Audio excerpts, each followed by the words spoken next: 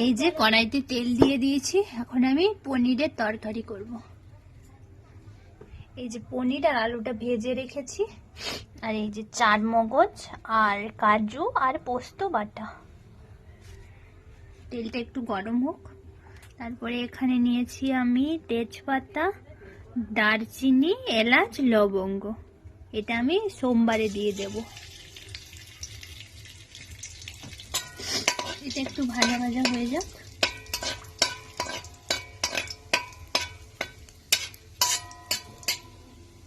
এটা ভাজা হয়ে গেছে, এবার এই বাটাটা দিয়ে দিলাম।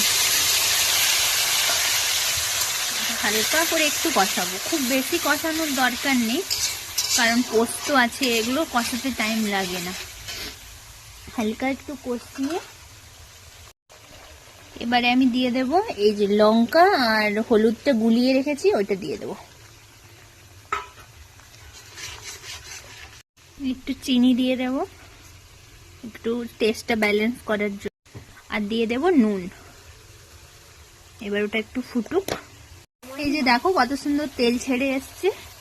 এবারে আমি দিয়ে দেব আলু আর পনিরটা